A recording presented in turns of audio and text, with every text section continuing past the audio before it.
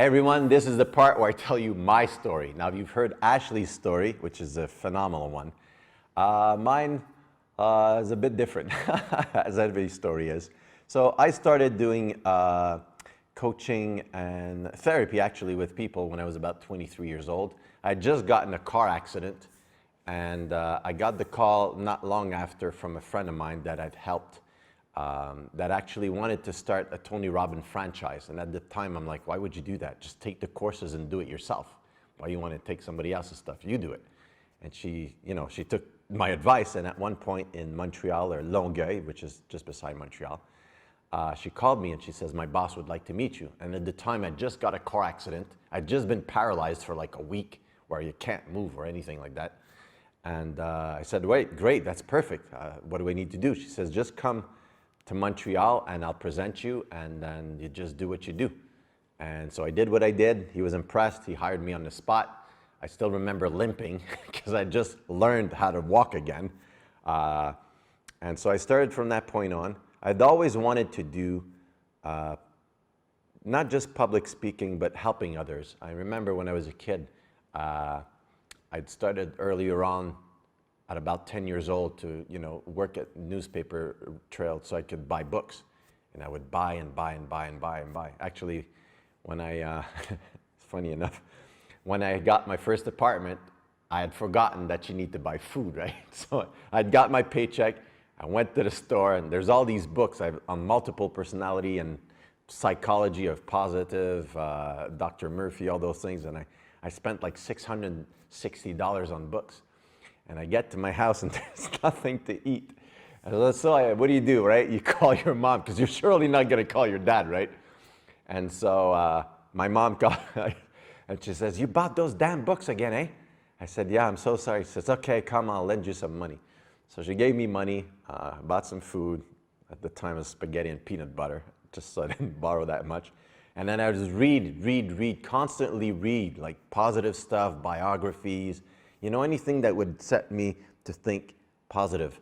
And one day I'm watching this show on TV and I see this Tony Robbins, the tapes, right? Power Talk. I'm like, wow, I want that. So I call him up.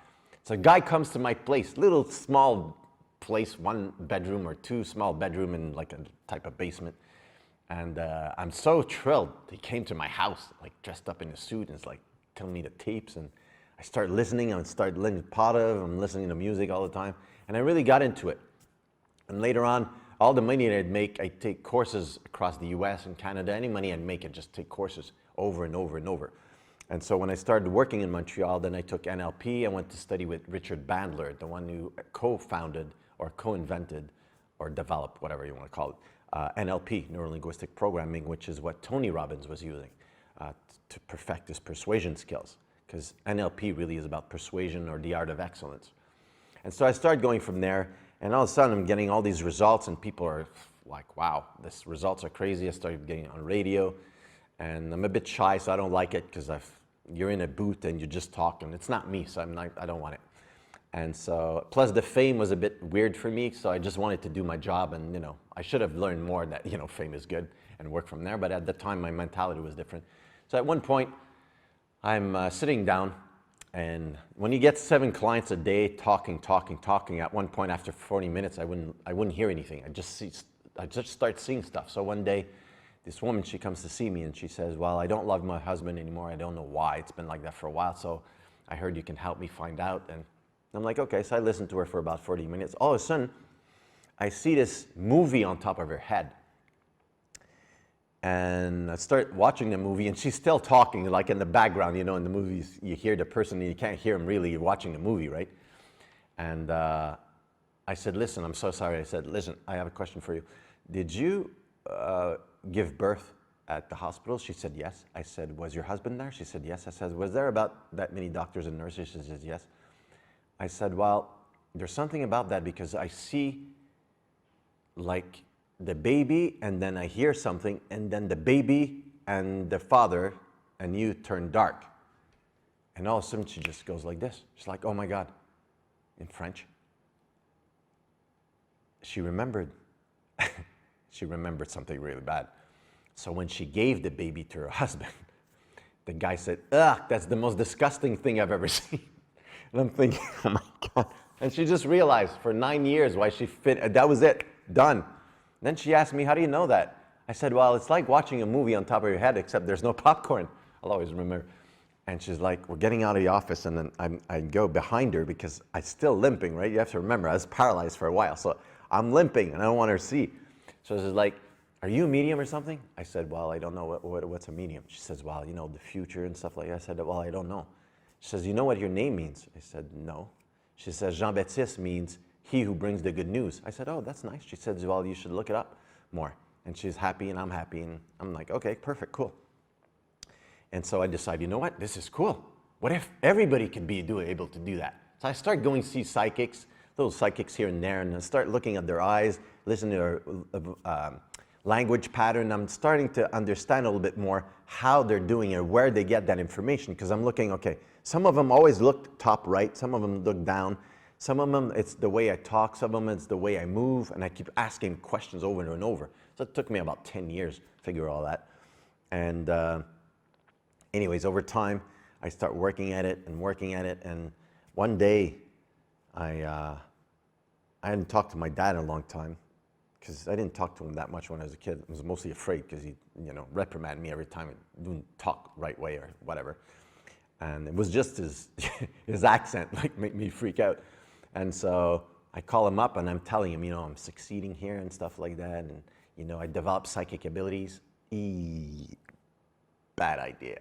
Bad idea, especially for somebody that's indoctrinated in religion and stuff. It didn't turn out well.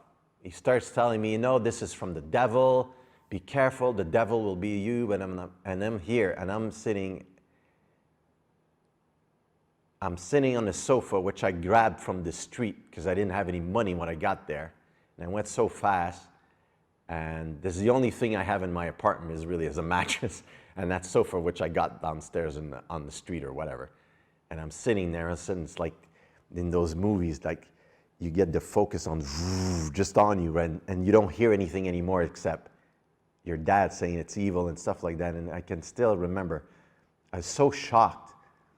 I don't even remember if I cried or not. Maybe I'll cry now, and I'm like, wow, I'm helping all these people. And these people's lives I'm changing. He's calling me devil. And I was messed up for a long time. Actually, at one point, I didn't want to do anything because I felt bad. I'm like, what is this? Well, who am I? What is this? I start judging myself, and all of a sudden, I'm like, no, wait a minute. So I'm helping more people. I'm taking even more courses. Now I'm like, I want to make more, and I want to get this even more perfected. So I started developing it. And at one point, I go to other countries, like crazy countries like Beirut, and no offense, but when you go to Beirut, you'll understand if you're not from there. They even tell you, if you last 2 weeks here, you can do anything in life. And they're right. They are absolutely right. And so I go there, I come back, I'm like, I forget it. I don't want to do any more of this stuff. So I start working, I look for the easiest, dumbest job I can find, which is a hotel front desk. No offense to people doing that job, but I'm crushing it. And so before, the employees didn't last for winter. Their turnaround was weekly. I'm talking, if you lasted 2 weeks in that hotel, it was a miracle. So I lasted there about a year or two, and all of a sudden one day, this guy's in front of me, and I see police lights all over him. I'm like, that's weird.